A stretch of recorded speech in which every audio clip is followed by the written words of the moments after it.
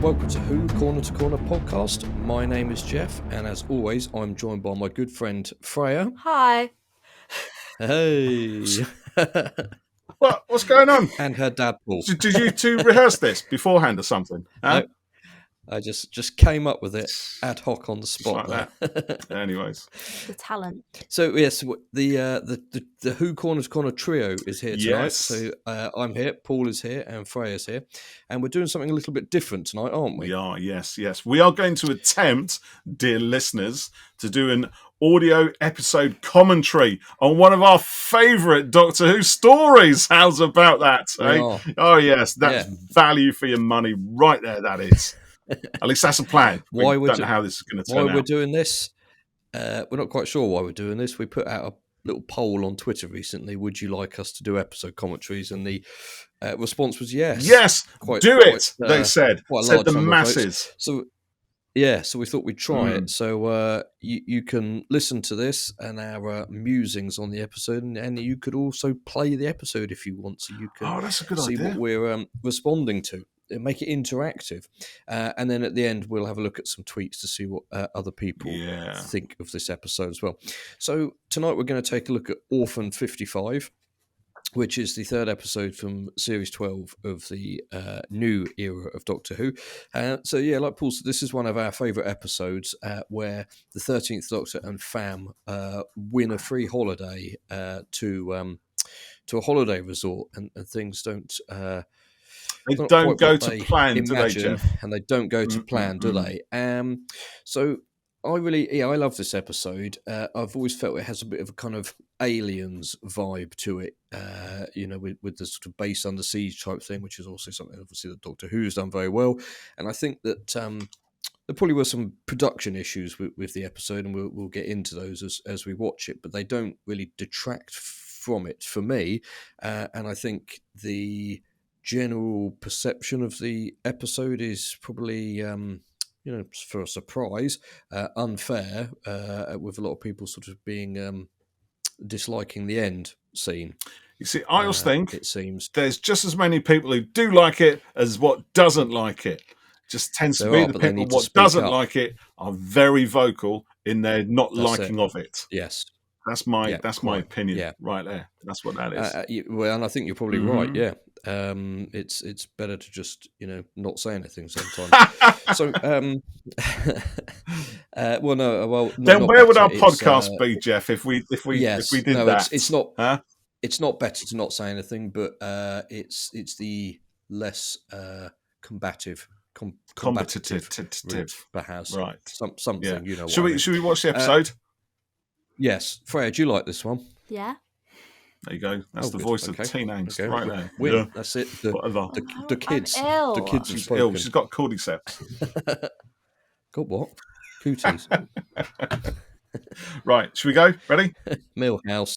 Okay. 3, 2. Oh, hang on. And if you're listening at home, you can make this interactive by loading up your chosen media format, disc, streamer, VHS, and watch the episode.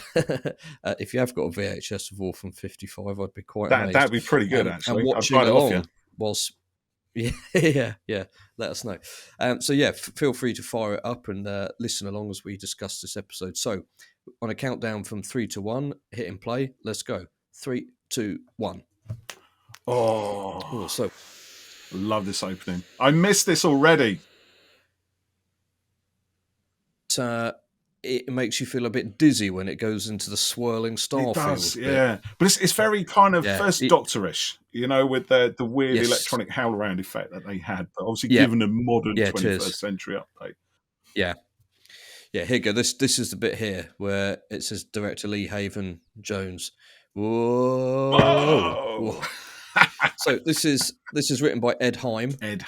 Now, Paul, why don't you tell us what other episode Ed Heim... Hold on one second, though. Before I do, this bit freaks me out a bit, because what exactly are they mopping up? Well, I think it's rude. I think it is a little bit rude here. Yeah. I'm not being funny or anything, but there's a bit of bit of kinkiness going on there. Yeah, I think so. I think the tentacle creature is The deep space squid. Yes, giant space squid. Yeah. Oh, So see, I love now, the way. anybody who So knows Doctor Who knows that putting a cube together like that, assembling a cube, is not a good idea. yeah, well, look, there you go. That's not just cube; it's a Mm. teleport. It's not coupons.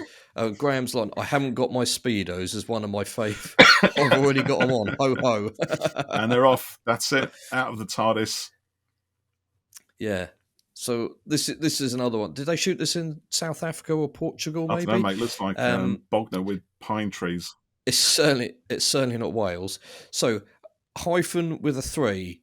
What's your thoughts, Paul? Because to me, Yeah. that is real 80s Who. It is, exactly. The first time I watched in a this, good way, and we got to this bit here, I was getting real proper Seventh Doctor vibes. You know, like The Greatest Show in the Galaxy and Survival. Yeah, that kind of thing. Happiness Patrol. It's not as dark as Happiness Patrol, at least not at this point. But definitely, look at the tail. Delta and the Bannermen, Greatest Show in the Galaxy, those kind of vibes. You haven't seen those yet, have you? Yep. We're going to watch them. Don't you worry. Cool. Look at Graham. Got to get your coupons in. Come on, Graham. Come on, son. Graham, son.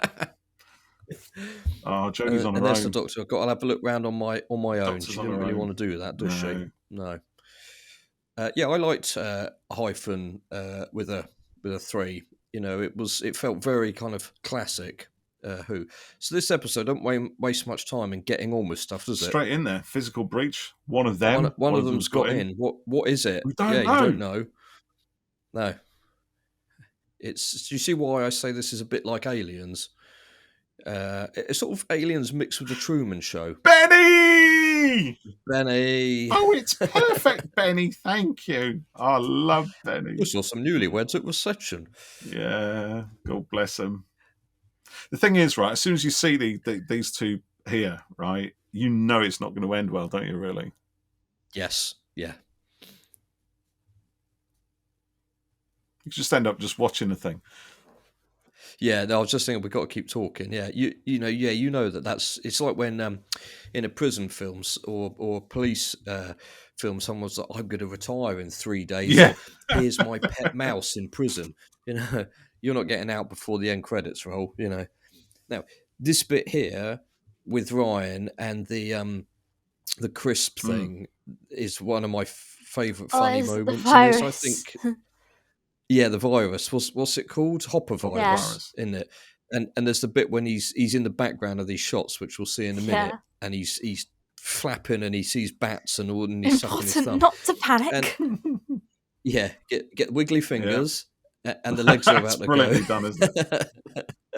When my Hopper first aid training. Yeah. And then you get a sneeze. There it is. Suck your thumb into the hallucination. Suck your thumb into the hallucination, and they're not real bats.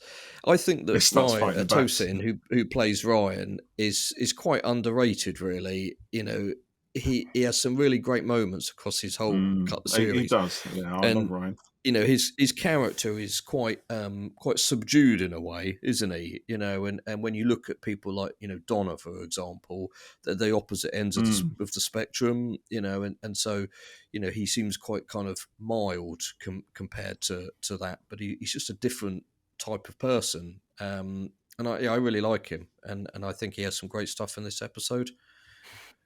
Graham's not happy that his holiday's been ruined, but you can tell that actually it's quite windy and chilly in those shots, and they've really graded it to make it look nice.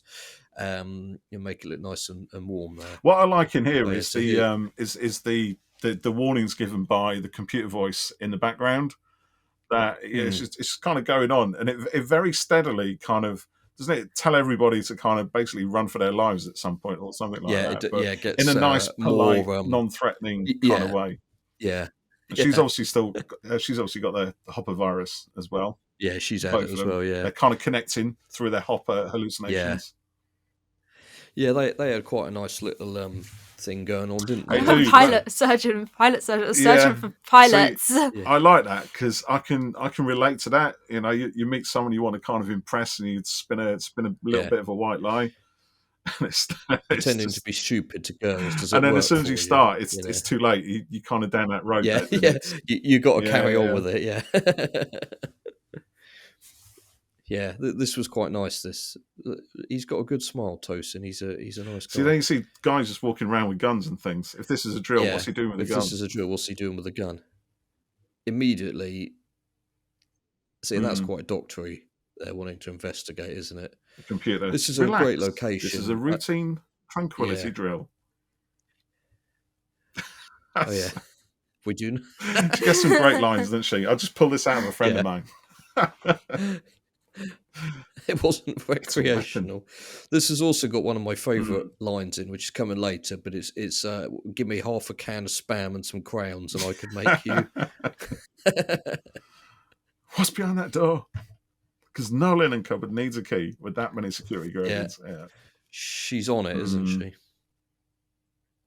I like the idea that it's a linen cupboard, Yeah. And she's trying to guess what the psychic paper's saying. Yeah. Great gag. None of it's working. Am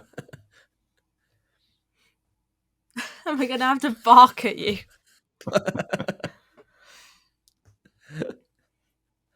There's some great dialogue in here. It's really good. I wish Ed Heim had come back. Maybe he would have done for what was Series 13, but we'll never know. See, the Doctor's immediately attracted to all the technology, isn't she? Yeah. Like, flashing lights and a thing. Yeah. And she's attracted to it, but also suspicious as well, because it's a bit weird, isn't it? I'd like to see the story where the Doctor has Hopper virus training. Maybe that'll be a big Finish thing. Yeah, it could be, yeah. So this thing of an ionic membrane, it's like a shield thing around the complex, isn't it? Yes. Oh. And we don't know much about it at that point, do we? Other than there's something there. Why would the place need it? Mm-hmm. And what's coming up? Getting dragged away by the legs by something we don't see. See, it's very Aliens. It is, isn't it? That you don't see it there. You need to watch Aliens. You'd love Aliens. Yeah, you do, Freya. It's an 18, so you can't watch it yet. But well, do you know what? It is an 18. I mean, people get acid in the face. They get chest bursters. Yeah, there's some really creepy moments towards the end of it when everyone's suspended in alien cocoons. Yeah, waxy type stuff. There's Bishop getting ripped in half at the torso. Yeah. Oh yeah, that bit's pretty horrible. But actually, the creature effects are not far from this, are they? No, they're not really. No. That bit's cool. You just see the teeth.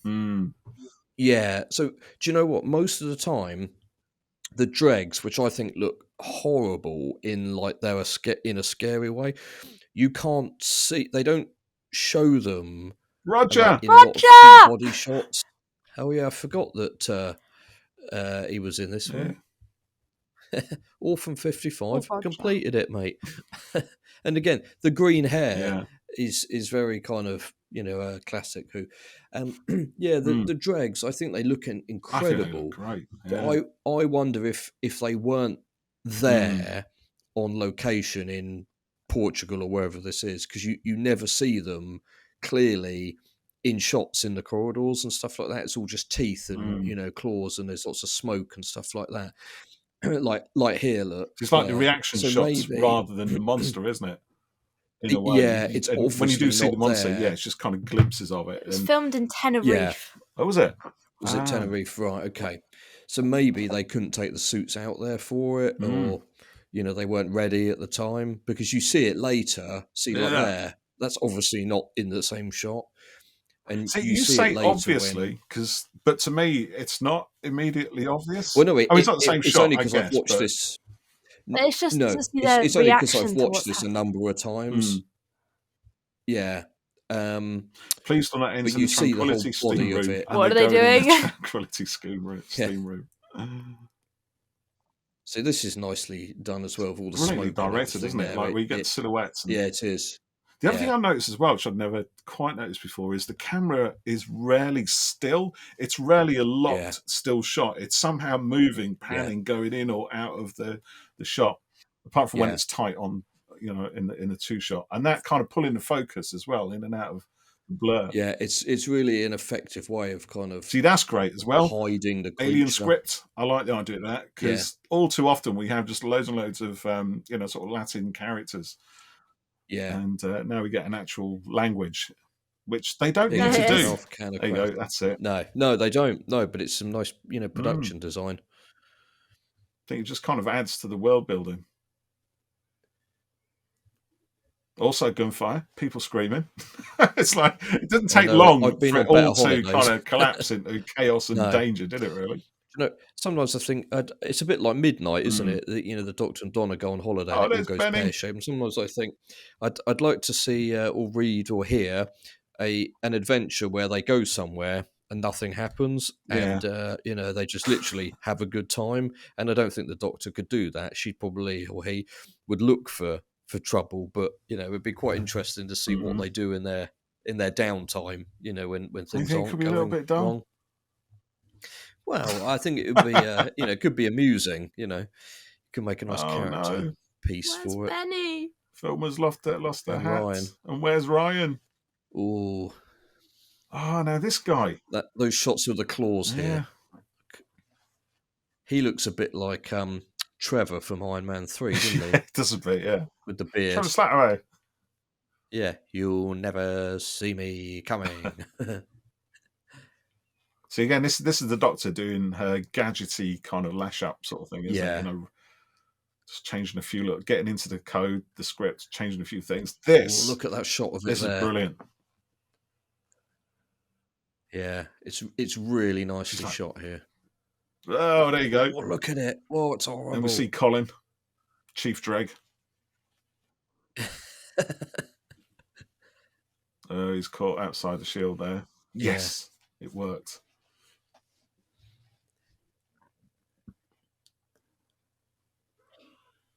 See, there's a lot of snappy kind of banter in this, isn't it? Even when the danger's really kind of ramping up. Yeah, you get that kind of switch between the humour and the danger stuff, which Doctor Who has always done, and it's always been a thing that one of the things that's always attracted me to it. Yeah, I think it's important on stuff like this that we have that bit of levity. I guess, is that the right word? Because if this didn't have that little bit of humour in it, it would be pretty dark and bleak. Which it obviously is, really, but that humour for me is what kind of punctures it a little bit, doesn't it? Yeah, it does, and it keeps that hope and optimism to it, and it takes it from being, for me, probably really hard to watch if it was, that bleak. And it was a bit like I was saying the other day. I watched that Lockwood and Co. on Netflix. Have you seen that, Freya? And I thought I'd really enjoy it, but it just had no humour at all. And I know that not everything needs humour, but when you've got a show about ghost hunters, probably needs a little bit of something laugh, and it just made it kind of just too dry. It just didn't work for me. So yeah, like you say, the humour in Who is one of the things that I always like about it. So this is the Truman Show type moment, where the curtain is pulled back. Graham walks into the invisible wall. Graham walks straight into it, right on me nut. I'm having a stroke or something. A fakecation. No. And then when you get this big reveal shot of it in a minute, I love that. And this felt, because Ed Heim did It Takes You Away, didn't he? My favourite story of all time. Yeah. And that had a great twist reveal in it as well. And he did it again here. Yeah, I really liked it. It's weird this, because I'm finding myself getting drawn into the story now. You're just kind of watching it, aren't you? Yeah, Freya is absorbed. Filled a lump on my bonds. Do that. So what I like about Graham as well, we were talking about humour. Graham particularly, it's a kind of natural humour. It's not forced. Yes, it is. Yeah. And when you see Bradley Walsh doing all his other stuff, he's very much like that. Yeah. There's not a huge amount of difference, but it doesn't seem so anyway, between Bradley. They've really written it to suit him really nicely, and like you say, it's all quite natural, and it's not kind of show offy humor or staged, anything like like that. It's an obvious joke with an obvious punchline, and I'm going to deliver it in an obvious way. Yeah, it fits the scene really nicely. This is good. Green is good. Orange is bad. Yeah, and even the little breathing things on their nose that they probably brought down detail. boots, I think works. It's one of those anti-snoring things that your mum has to wear. Yeah, that's it. Yeah. It's you. just a little touch of sci-fi, but again, quite a classic Who thing, taking something that is every day and making it a cockle.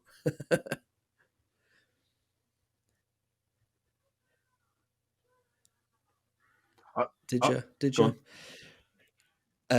What's Jay? That's his name in the in-between, isn't it? Yeah, that's it. Yeah. He's so funny in that. I like their banter. So the sort of the father-son thing they got going on there. Yeah, and it has a it's so weird to see him in something like this. But he's quite good in it. I can't remember his name off the top of my head. The actor. The dad guy who plays Jay. Look at this. This is is Cameron, isn't it? Right here. It is, yeah. See, and I love that. Look at that. There's like a football stadium with its dome up, and that's the resort. And look at the rest of it. It's an orphan planet. I'll tell you what, honestly, if that sort of effect shot had been done like that in the 80s, James Buckley, thanks that's what it is. James Buckley, that's it. Yeah, if that sort of effect shot had been done in the 80s like this, I would have literally cried my eyes out in sheer joy. Oh yeah, because we never, it was always so obviously cut to a model, and even as good as the models always, quite often were. Some of them weren't, but a lot of them were.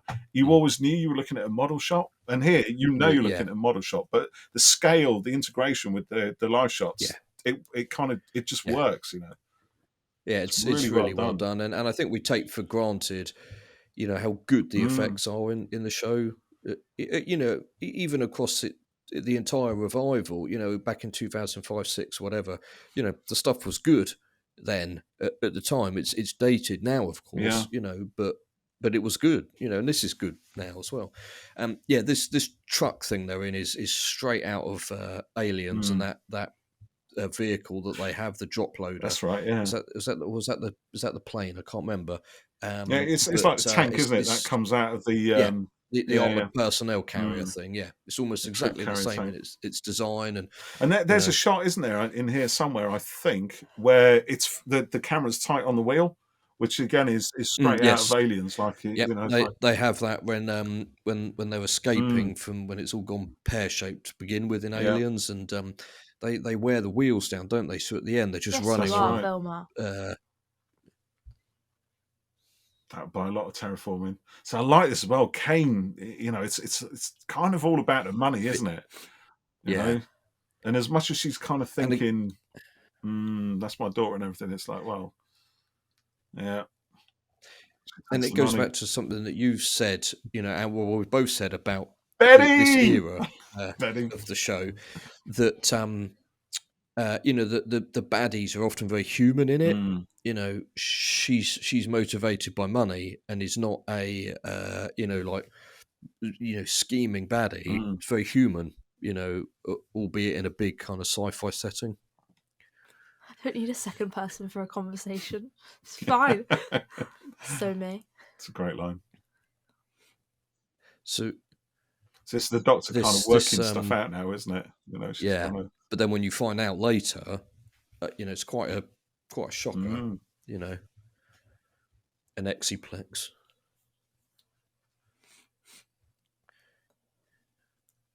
Yeah. So they adapt. She's working it out again. She's not been told everything. Hang on.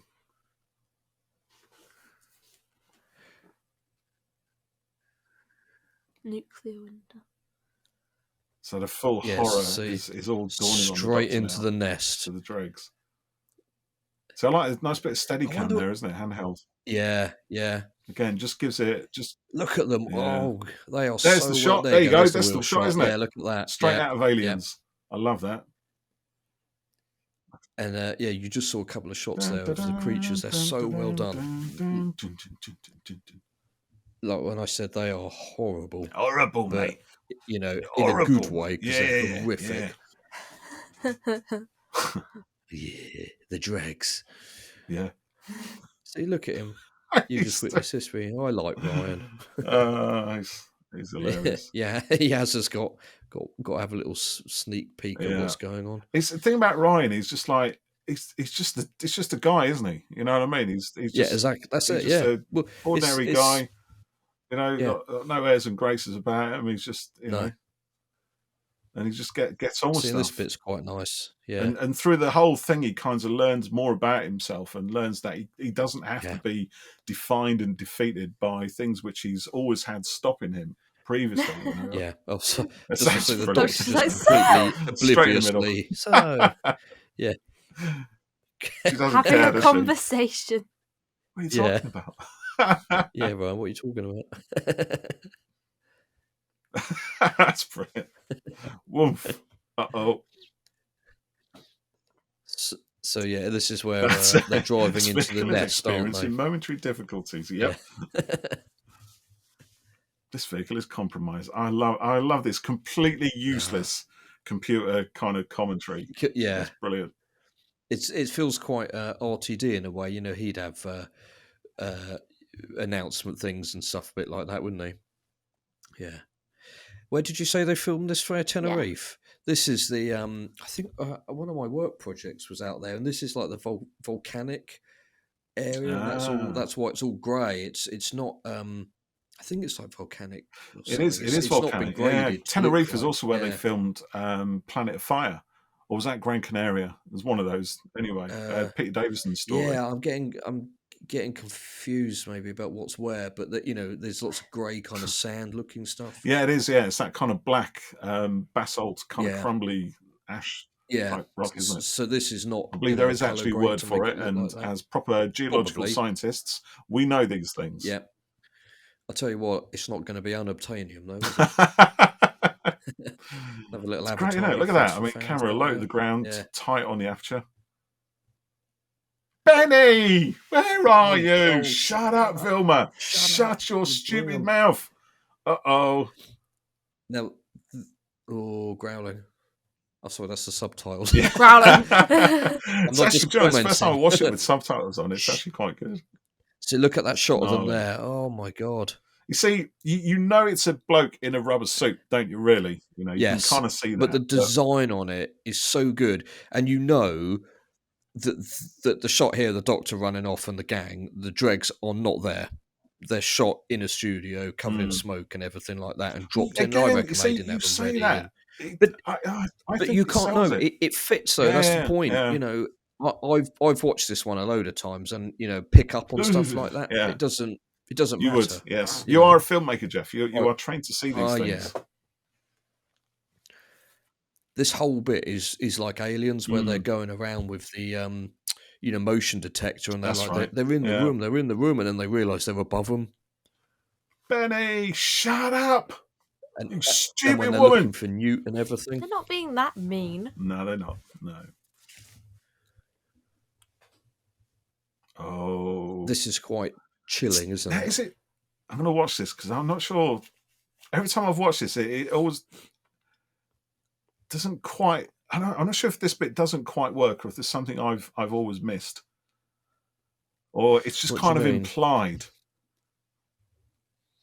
But what is she? What's speaking there? You know, is it Benny with a being used as a puppet, or it's grim? Yes, I've wondered about that. Have they perhaps chopped something out in the edit? Perhaps they thought, it's a bit. Oh, okay. That for me is the only bit in the whole thing that doesn't. It just seems a little bit disjointed. Like the story logic doesn't quite flow easily. It just hits a few bumps. Yeah, but then it's straight through that and back into the action, isn't it? You know, come on. Yeah, and it works. You know, just about. I think it just. Yeah. Oh no! Hyphen. Rah! I wonder who played the Dregs. Maybe it's that guy Richard Price who does a lot of them. Possibly. Yeah. Freya's Googling as we speak. Spencer Wilding leads drag and creature movement. Wilding or Wilding? Wilding, I think. Okay. That's I a love good these shot, isn't it? aerial shots as That's like well. It's just so moonscape, isn't it? alien that it is, isn't it? Yeah, you're right. Maybe this is where they shot Kill the Moon, another one of our favourites. Oh, sorry, you don't like that one. Danny Hatch. So this is the same tunnel from Flatline and various Is it other really? episodes. Is it actually the I'm same? sure. I think. Yeah, I'm pretty sure it Or are is. you just making that up? Freya, do the research. What? No, I think it might be. Is this the tunnel that was used in Flatline and You other actually expect me episodes? to find that out? It's keeping you I'm busy. Come on, talented, but I'm not you that got fast talented. thumbs. Did you see Benny? Benny. Do you remember at the time when this first went out and there was all the Benny memes going around? I was just going to say, did you ever see the the edit that was done of Yes, I'm I bringing did. sexy back Oh, yeah, I remember with that. Benny. I'm bringing Benny That back. was hilarious. You know, even though that, you know, there was a little bit of kind of conflict within Doctor Who fandom online. It's like, you know, people who loved it, people who really didn't like the story. The whole Benny thing, at least everybody agreed, was brilliant. You know, just everyone tweeting out, putting it out there, Benny, all these little gifs going around, these little edits. Benny. I think that was Doctor Who Poop account that did that. Was it? It might have been song. Yeah. I think so. Yeah. So this is the where we find out a bit more about Bella, their relationship. Don't we? Yeah. What did you think of this twist with it? That, you know, what that Kane's her mum. Yeah, and that Bella's a sort of like a protester type. I can't think of a better description. Oh, and she gave me the name Trixabel. Yeah, so Mum deserves to die, frankly.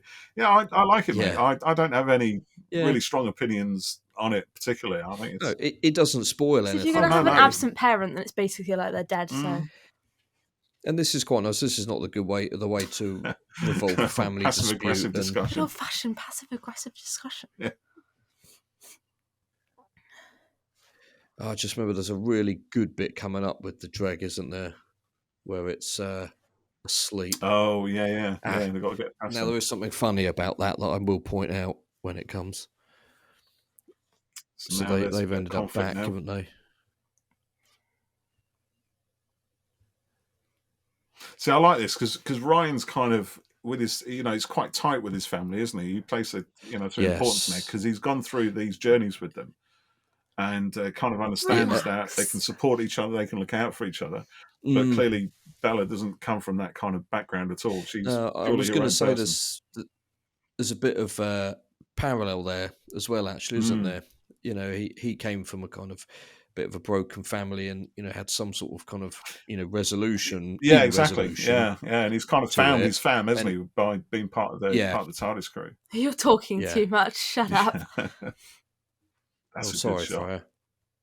Yeah. That was in the trailer, I think, wasn't it? That with the drag. Yes, it was. Yeah, and there's also that shot of its back where it's crawling through a corridor or something that was in the trailer, and it's quite nice when you get that tiny little glimpse and tease of something, and you're like, "Oh, what is it? What is it?" Like we're ever going to guess what it is, you know? Yeah. So the Dreg was trying to get them there, wasn't it? The Doctor hasn't trapped it yet in the thing, because when they work out how to outwit them, it's quite good, isn't it? Blowing it up. That's good, isn't it?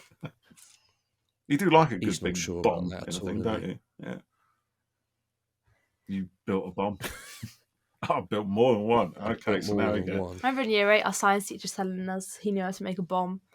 Did he teach you how to make a bomb? No, he just told us he knew how to do it. Like in a sort of showing off kind of way. Was that on the syllabus? So now we've got some science going on here with sort of science, breathable air, how much oxygen, all that kind of thing. It's kind of a bit like climate changey because the carbon dioxide levels have gone too high. And it's like there's not enough oxygen in the air. Oh, yeah. I never noticed that sort of angle on it. Because that is part of the message of this, isn't it? Yeah. This is no, you don't get to hide things from us anymore. Yeah. She keeps hiding. She didn't want them to know.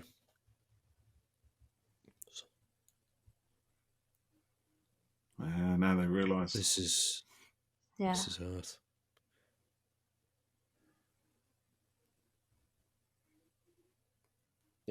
Yeah, that is quite quite a scary moment, isn't it? Yeah. Look at the way they've shot them, all the flickering lights and everything. Yeah. They are the stuff of nightmares. And do you know what? I quite like that they are, for all intents and purposes, just a creature. They don't have a gimmick like the Silence or the Weeping Angel. No. They've just they don't have a big teeth and claws, conscience or anything like that. It's just Vilma. They're apex predators, aren't they? They survive. Yeah. Go on, Vilma. Which one of you hurt my Benny? Oh, go on, yes. Yaz's face. Who knows what she'd have thought, what she saw there, hey? Yeah. Another thing I like about this series as well, actually, and Series 11, is how they play the real-time graphics into the electronics, on screens and things. Yeah. Again, it just gives it a sense of immediacy, doesn't it? They're not sort of CGI'd on or whatever. They're actually there in vision. And they look good. You can always tell when they are, yeah. I'm also going to use it. It's just a smaller bomb. Sorry. It's ticking away now. Again, still manage to put some humour through it, don't they? Just look at the spinning air vent with the light shining through it. That is 80s Cameron and most action films from the 80s. Terry Gilliam was a good one for that as well, and things like Brazil. Was he? Yeah. Oh no, this is the bit where Time Bandits, I think, did it as well, even earlier. Really? I think Kubrick's done it a few times. So it's a popular thing. Spielberg's done it. Yeah. But it is a good. So is that green fire there as well? We got slightly green fire. Yeah. Yeah. Is that because we're burning carbon dioxide? Probably. Will carbon dioxide burn like that? I don't know. I don't You know. can get I different can't do flame, science, can't you? but I'm ill. They haven't covered that yet. She's ill. I'm ill and it's late. Don't start testing out flame colours in the room. No, we have done that before. That is one of the things you need to do. You have to know what flame colours these metals when they because it's like if you're going to spray extinguishers on stuff. You must find breathable air immediately. Oh, do shut up. She gasps for breath. Yeah, some of these subtitles are all there. Look at that. Oh, is this the bit you're on about, Jeff? Yeah, this is quite a tense moment. But then she discovers, doesn't she? Yeah. Oxygen supply refilling. Now, there's one little bit coming up. I don't know if it's right now or a bit later. It's quite brave also, putting the camera right close to the prosthetics, isn't it? Because the detail has to be good if you're going to move the camera in that close. Absolutely, which is often why. So look, when he picks up, her legs are going really fast. Yeah, I think that shot was sped up slightly. Because again, it's fun. Why not? Now that shot is from elsewhere in the filming. That doesn't match that bit there. Nerd fact. Nerd fact. Let's put a nerd fact warning on screen. Like a really angry tree. That's such a good line. Yeah, you're right. If your prosthetics are up to scratch, show them in detail. It's like they want to show off. But it's why in like the original Alien, you only ever see it glimpsed in the shadows because the stuff really wasn't up to They're it. Look how good our makeup is. Yeah. And then things are scarier in the shadows, but also less prone to being laughed at because they look like a bloke in black lycra with a mask on, which is what the alien was. Yeah, he's a big tall guy, wasn't he? Yeah, he was very tall. Yeah, with the head. Look at this. This is classic base under siege, isn't it? It is, yeah. And I'll tell you what, holiday venue under siege. Literally, since 2 minutes in, it hasn't let up, and it hasn't let up. No, the pacing's great. You kind of, you get yeah, these that's what bursts of Ryan energy, and says. then you get a bit of humor, then you get more tension, then you get humor, then you get horror, then Yeah. you get a bit of humor. It's constant sort of roller coaster, yeah, and all the while it's kind of They're moving finding forward. out the dregs of humans. yeah. They're working it out here, aren't they? Yeah, Global and then warming. you're getting this. There we go. Food chain collapses, mass migration, And do you know and what? war. Lack of Like, biodiversity. for me, this stuff it's relevant and it's important. And some people felt this was preachy and banging it over that's the down to head them. and stuff Woke like that. nonsense. It is down to them. I don't. I don't agree. It's what's happening, and I think it's important that these things are kind of put to attention. I agree. Look at the And teeth on that the thing thing, is as it's well, so it's here. It's threaded through the narrative. I saw a lot of the chatter about it kind of being bolted onto the end, but it's clearly not. We've seen it being drip fed through. No, well, you noticed it earlier, Freya, with the carbon dioxide stuff, and also I'll talk a bit more about it when we get to it. But the end scene, it's got a character relevance to the Doctor. It's not just a message that they've hammered onto the end.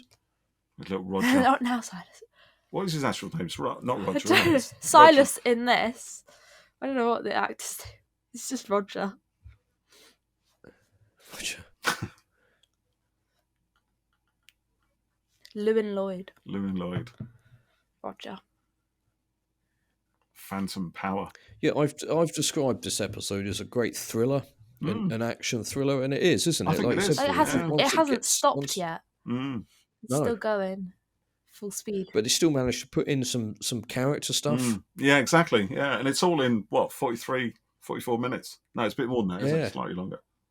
It's nearly 50 minutes. I can look, actually. Look at that.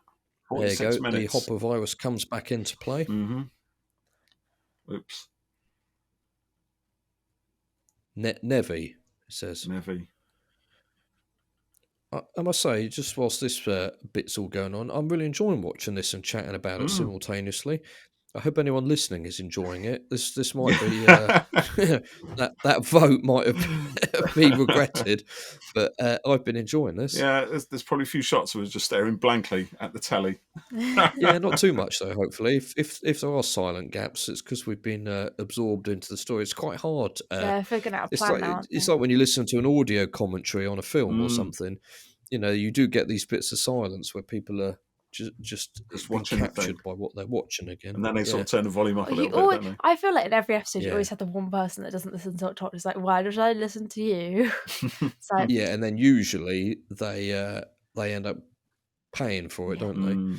But it's just like, well, it's quite obvious though, especially because like you've got Bella who's said it there. She's already got trust issues from her mum and everything. So it's like, just a random woman coming in and being like, I know what to do. It's like, do you really though? So you do get it sometimes, but it's quite funny.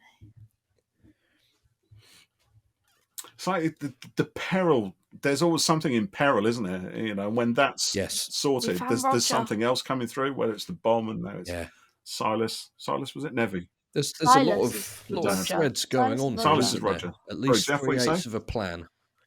There's a lot of threads going on. There is, yeah. She's always like, do you have a plan? It's like, I'll have one in a bit. It's brewing. All I've got is the letter P. Sometimes that's all I need. That's such a good line. Look at it's using their oxygen. Taking charge there. Yeah. Because they don't like it. I can't remember what the Doctor. You grab him and I'll meet you at the teleport. Oh, Wheezy.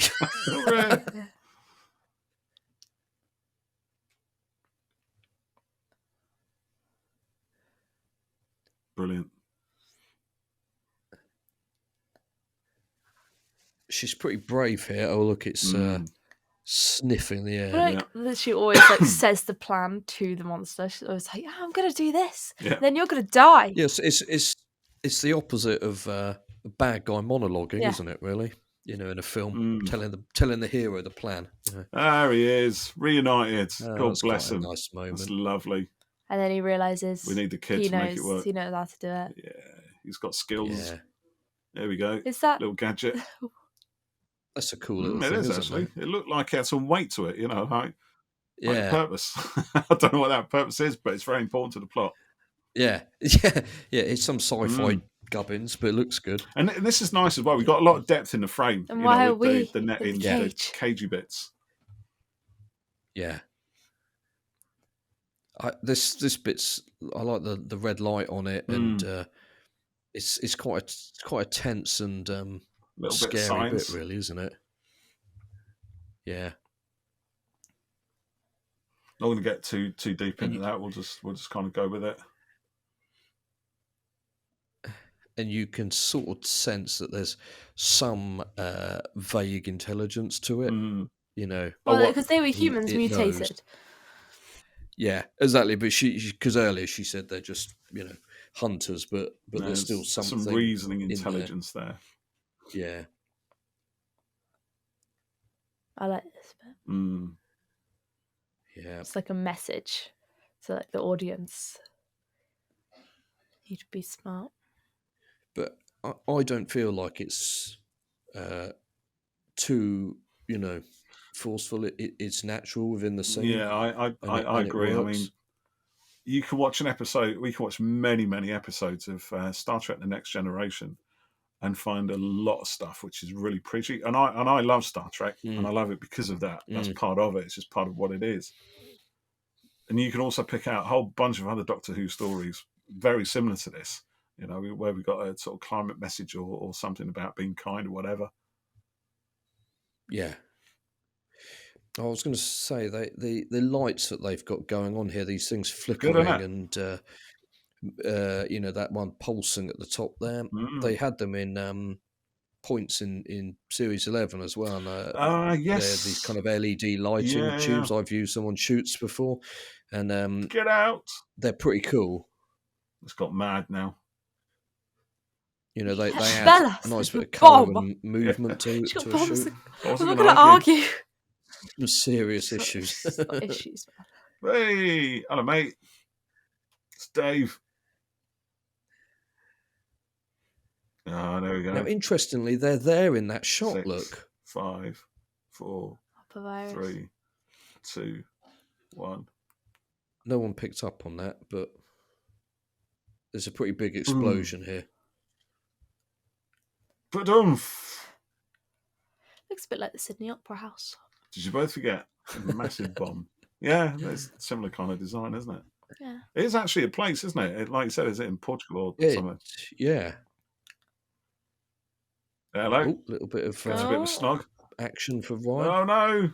No, don't go back for Ryan. You only just met her. Oh. So I wonder how many of them they've got. They must be a bit of green screen magic going on there. That's a good effect, that.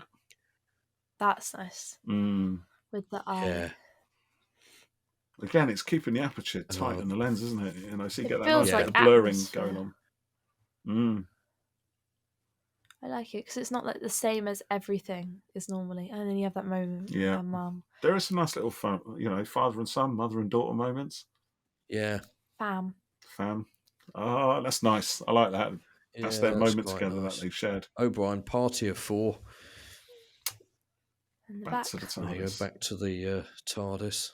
Nice shot. See, we don't see what happened after that. We kind of assume it's sort of wrapped up, but there's obviously things still cracking on, and they're no longer part of that narrative now. They're just literally ripped out of it. I hadn't thought of that before, So all that energy these guys still have, all that rage about what's actually happened and what they've seen, it's still here. It's still raw for them right now because they haven't had time to get over and process it. So this is them processing it now. And detached. It's them realising that it was Earth, really. Yeah. Like they see all these monsters, but they're always aliens, always from a different planet, and seeing them from their own. And this is the Doctor now trying to give them a bit of hope that, okay, you've seen this, but it might not happen. It can still change. Humanity's pissy arguing over the washing up.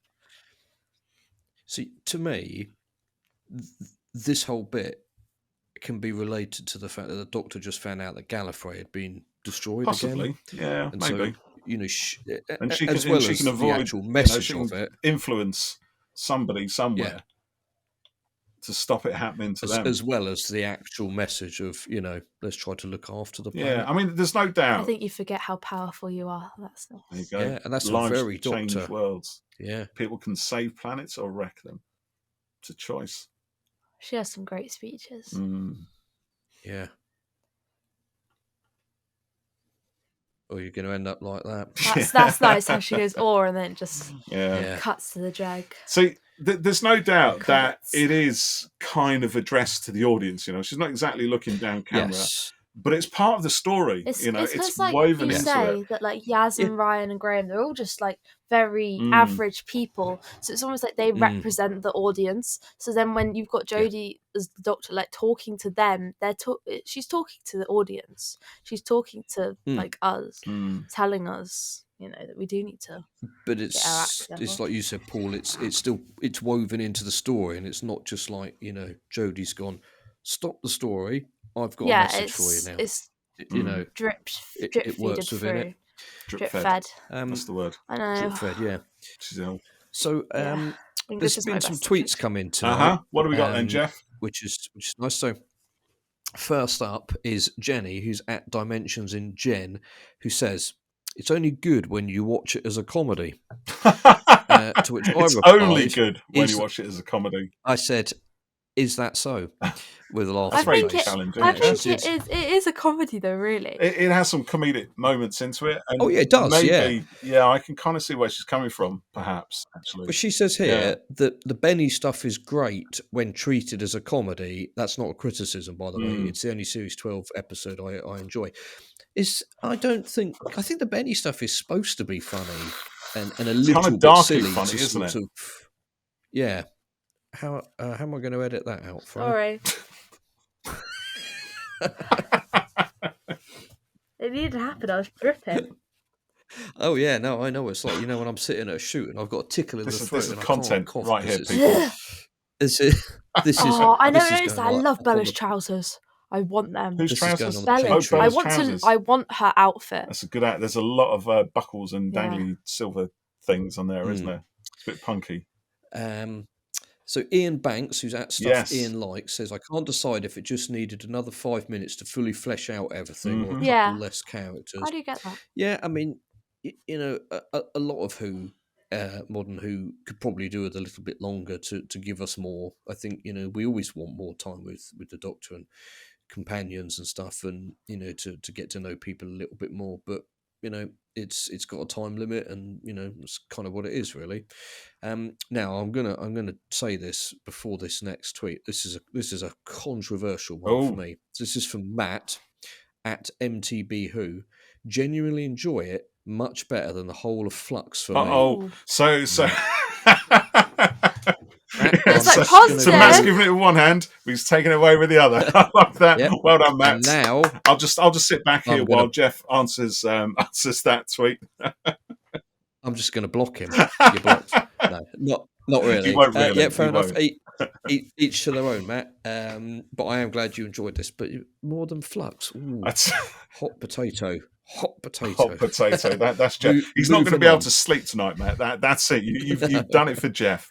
You've got him right under the earlobe. It's nothing to do with the 2 coffees I've had. No, not at all. No. So here's one from someone new, Sleepy Bird, whose handle is _epic_groke. They just say, "I love it. Great episode." Frankie Thomas at FTWCK04. That's another new name as well, I think. "The nuclear war thing is such a terrifying realization, and the dregs are creepy, and the survival horror thing is good too."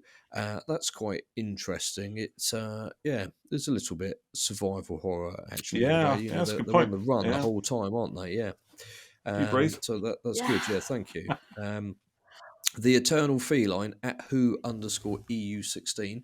"Personally, it was great. A really valid social commentary, terrifying both in terms of how close to home it is. The dregs were genuinely ferocious, a real behind the sofa moment. Some say it was too preachy and on the nose. Blah, blah, blah, as Greta Thunberg would say."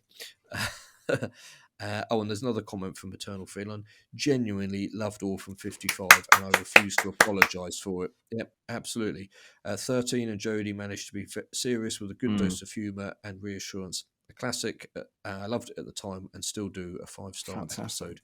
That is the sort of thing I like to read.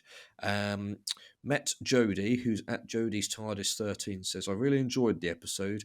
13 had some of the funniest one-liners, and the message about climate change is timely. And then she said, my home state of Ohio is the new Chernobyl as of a few days ago. And as with most of the Chibnall era, which I dearly love, I wish it could have been about 15 minutes longer, which goes back to what Ian said. And then Mac Granger 223, who's at M Granger 223, simply says Benny in capital letters. Benny! Which actually matches the one comment we got on our Facebook page. I only put this out literally minutes before we were due to just go before up. we went out, yeah. And we just got one comment from Simon Charlotte who goes, Benny! Brilliant. Because again, that's the meme, isn't it? So if for nothing else, that will pervade through time. That howl, time and Benny. space. And my question is, when is Character Options going to give us a Benny action figure? Benny and Velma double. Benny action figure, now. Benny and Velma. Portable oxygen tank. Yes, with portable oxygen tank. Yeah. And if you push a button on the chest, it goes Benny. A little voice box. Well, on that note, it's good. I've really enjoyed doing this. I think commentary it's tonight. Yeah. So I hope people listening have. If you haven't, and you think this is garbage, please let us know. We won't do them again. But hopefully you have, and we have done a few episode reviews, haven't we? We've done quite a few. Maybe this is a slightly more kind of engaging and interactive way we shall see. Of doing it. I don't know. What do you think? Let's is it see. Quite easy talking about it while you're watching the thing, or get dragged into watching it? Just get dragged into watching it. Yeah, we had a few moments. I mean, when we actually being do watch it, absorbed, we talk about it quite a we lot. Do like talk. In the moment, as well. Yeah, I think we talk quite a bit about it. So do you like this episode? Good. So hopefully, helps you not get like too distracted as well, because you'll start talking about something and then suddenly another scene's happening. Like, oh, just talk about that now. I'm focusing on like one scene for like half an hour. Trying to remember what I was talking about while something else happens that I then want to talk about. But again, you hear that in the pro commentaries, don't you? They'll set something up and then it will just kind of just vanish, and as they start talking about something else, and that can be really annoying because you think, I really wanted to hear the end of that whatever that was. So that story has vanished. It's probably a lot more interesting than our ramblings. It's well, I've enjoyed this tonight, so hopefully our listeners will as well, and maybe we'll get a chance to do some more of these. So thanks as always for listening, and we will catch you soon on Who Corners Corner. See you next time. Bye for now. Bye. Bye to the listeners. Bye. Bye.